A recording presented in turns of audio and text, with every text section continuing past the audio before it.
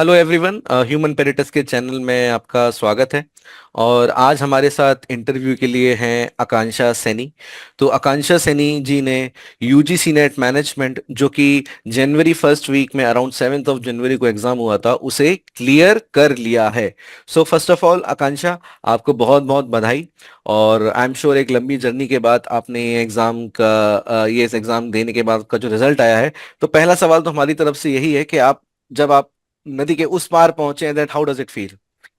Sir बहुत अच्छा लगा क्योंकि एक जो भी लेक्चरशिप पे जाना चाहता है उसके लिए यूजीसी नेट एग्जामिनेशन बहुत इंपॉर्टेंट है। क्योंकि नेशनल लेवल पे अगर आपको टीचिंग करनी है या असिस्टेंट प्रोफेसर के लिए आप सोच रहे हो तो ये तो क्लियर करना ही पड़ेगा आपको।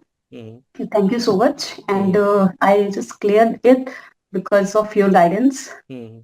That is very nice Akanksha, and I am sure कि जब वो दिन आया होगा जब आपने रिजल्ट देखा होगा, that was a very wonderful day. ठीक है, तो Akanksha, let us start with your basic background. आप कहाँ के रहने वाले हैं एंड आपने क्या क्या पढ़ाई कर रखी है? Sir basically I belong to Lucknow. Hmm. Recently I am in Delhi, married hmm. In Delhi. Hmm. और मैंने अपना बीबीए कंप्लीट किया है। I have hmm. Completed my BBIP from hmm. Shri Jananand post graduate college Lucknow and hmm. I had completed my MBA from AKTU hmm. itself in Lucknow. ठीक है, hmm. it was in finance and HR, and hmm. after that I had also worked with a college as a hmm. lecturer for some hmm. time. Hmm.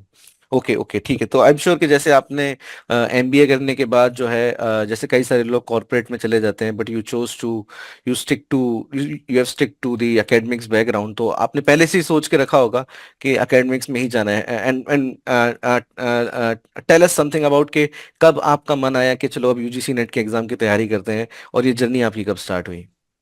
Sir वैसे तो मेरा teaching में बहुत ज्यादा मन था हमेशा से ही। मैं हम्म। आफ्टर 12 कोचिंग पढ़ाती थी। जो हम्म। स्टूडेंट्स हैं जिनके पास बहुत ज्यादा पैसा नहीं है, जो हम्म। सरवाइव नहीं कर सकते हम्म। एजुकेशन को, हम्म। ले ले सकते हैं उसकी फैसिलिटीज, तो मैं उन्हें हम्म। ट्यूशन वगैरह देती थी। तो मुझे लगा कि हाँ आई कैन डू इट, और हम्म। ये करके मुझे मजा आता है, मुझे हम्म। पढ़ाना चाहिए।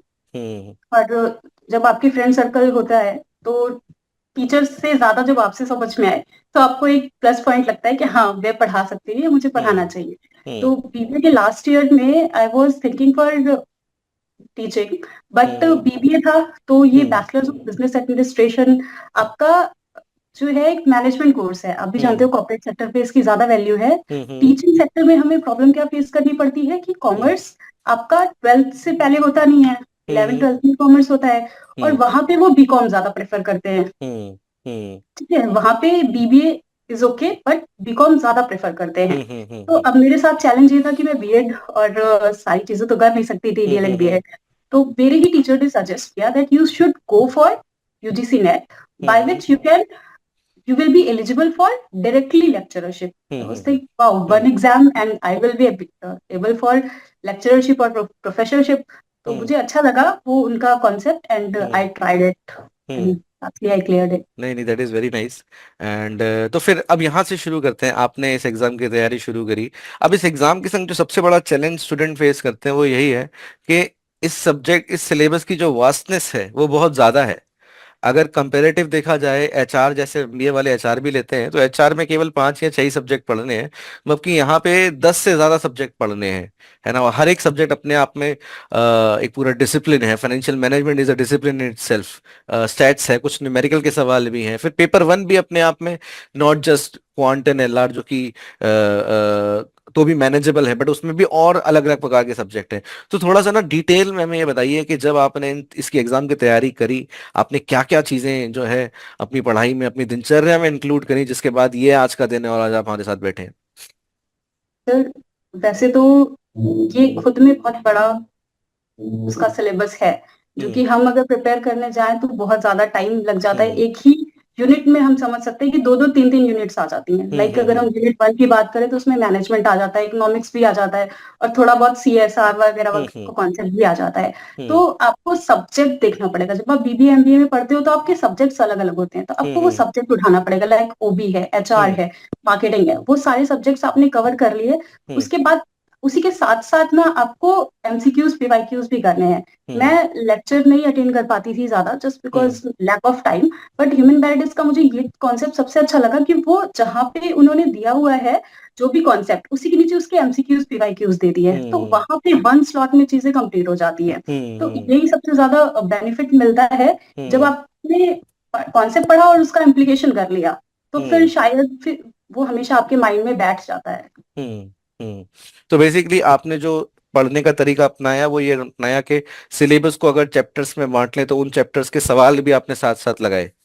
हाँ sir. That is that is what you have chosen. Okay. और great apart great. From that, हाँ जो पीवाईक्यूज होते हैं, जो आपके हाँ लास्ट ईयर के आए हुए क्वेश्चंस है, उनको भी हाँ मैं कंटिन्यूअसली लगाती रहती थी। एक मॉक तो मैं देती ही देती थी। हाँ 3 डेज में या 1 वीक में एक मॉक मैं कंपल्सरी देती थी। हाँ हाँ। नहीं नहीं, दैट इज ग्रेट कि एक तो सबसे बड़ी बात कि जो आपने ये बात करी डिवीजन की ना, ये बड़ी अच्छी है कि इतने बड़े सिलेबस को इतना बड़ा ना मानकर उसको चैप्टर्स में डिवाइड करके और प्रैक्टिस क्वेश्चंस के साथ उसको पूरा करते चले जाएं। दूसरी बात कि जो पीवाईक्यू की इंपॉर्टेंस है वो आपने बड़े अच्छे से बताया कि पीवाईक्यू तो बहुत जरूरी है इस एग्जाम में, क्योंकि कई सारे कॉन्सेप्ट्स ऐसे हैं जो रिपीट होते हैं, not the question itself but concepts काफी सारे रिपीट होते हैं इस एग्जाम में, तो आपको एक फेमिलियरिटी रहती है in the terms of the boundary जो सिलेबस के लिए है। एंड द मॉक जो आप हर 3-4 दिन में लगा रहे थे, ठीक है, उससे आपको एक जरूर आइडिया लगता होगा कि आपका जो एग्जीक्यूशन है वो किस लेवल पे है, आप कैसे उसको अच्छे से कर पा रहे हैं। ओके, तो आकांक्षा, वेरी नाइस। हम ना आपसे ये जरूर जानना चाहेंगे फाइनली कि अब कई सारे कैंडिडेट्स हैं जो इस एग्जाम को ना देते रहते हैं, कई बार देते हैं, और जो है उनके लिए कुछ आपके जो अनुभव हैं, उन अनुभवों में से कुछ ऐसी बात जो उनको ध्यान में रखनी है, कुछ फाइनल टिप्स आपकी तरफ से कि वो अपनी पढ़ाई करने जाएं, उस दिन से क्या बदलाव करें, जो जो आप अपना मैसेज उन तक पहुंचाना चाहेंगे। हम्म कि अगर आप लेक्चरशिप के लिए या प्रोफेसरशिप के लिए आ रहे हो तो डेफिनेटली पढ़ना तो बहुत पड़ेगा, ये चीज तो माइंड में हम्म रहती है। और पढ़ना कैसे, रेगुलरिटी के साथ, कंसिस्टेंसी के साथ आपको पढ़ना है, पहली चीज। हम्म दूसरी चीज ये है कि आपको पता होना चाहिए कि आपकी स्ट्रेंथ क्या है, वीकनेस क्या है। आप हम्म पहले जो स्ट्रेंथ है उसे और अच्छा करो, और जो वीकनेस है उनको थोड़ा बहुत तो एटलीस्ट करके जाओ। ठीक है, हम्म जैसे ढिलाई किसी का नहीं अच्छा होता है, किसी का मैथ्स नहीं अच्छा है, तो एटलीस्ट उतना करके जाएं कि नहीं ज्यादा तो 2 क्वेश्चंस तो एटलीस्ट अटेम्प्ट कर सके उन चीजों हम्म में। और हम्म रिसर्च है, टीचिंग एप्टीट्यूड है, ये सारे छोड़ के नहीं जाने हैं, ये सब तो हम्म करके ही जाना है। ठीक है। हम्म। हाँ और तो एक हाँ चीज और, बताइए। कि जो भी आपका सिलेबस है उसमें हम्म सबसे पहले आपने एक बार गो थ्रू कर लिया। फिर हम्म उसके बाद आपको क्या करना है, उसमें जो क्वेश्चंस आ रहे हैं उनको देखना है कि उसके बाद टॉपिक कौन सा रह रहा है हमारा। कभी कभी हमारे 4 ऑप्शंस है, एक ऑप्शन का हमें बिल्कुल अंदाजा नहीं होता है ये कहाँ से आया। जब हम्म आप उसके बारे में पढ़ लेते हो तो नेक्स्ट बार हो सकता है उसी से क्वेश्चन बन जाए। हम्म हम्म। नहीं, आपकी तैयारी में ना एक चीज बड़ी अच्छे से रिफ्लेक्ट हो रही है कि आपने कितना मेटिकुलसली और कितना डिटेल में चीजों को देखा है, जैसे कि आपकी यही बात कि जो ऑप्शन आया चौथा वो ऑप्शन कोई और था जो सिलेबस का पार्ट नहीं था, उसको भी जान लो कि कहीं इससे सवाल ना आ जाए। ठीक है, तो मैं आपकी बात एक बार समराइज करता हूँ स्टूडेंट्स के लिए। तो सबसे पहली बात तो जो आपने बोला, जो संदेश हम भी हर एक स्टूडेंट को देते हैं, डे वन से ही देते हैं, वो ये है कि पढ़ना बहुत पड़ेगा। उसका कोई ऑल्टरनेटिव है नहीं। आप ये नहीं सोच सकते कि एक रास्ते से दूसरे रास्ते पे जाना है तो मैं उड़ के चला जाऊंगा, ऐसा नहीं होगा, उसी तरीके से जाना पड़ेगा। दूसरी बात, स्ट्रेंथ एंड वीकनेस की आपकी बात, कि स्ट्रेंथ एंड वीकनेस के हिसाब से अपना प्लान बनाइए, एंड वीकनेस में भी जो चीज जो बेयर मिनिमम है उसको जरूर करके चाहिए कि 2 क्वेश्चन तो आप उसके कर ही पाए। ठीक है।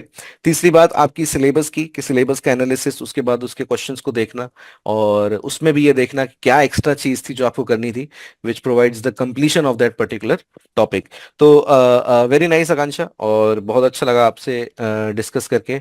एंड वी होप कि आप आगे जो भी प्लान कर रहे हैं उसमें आप बहुत अच्छे से आगे बढ़ें। And thanks a lot for your time.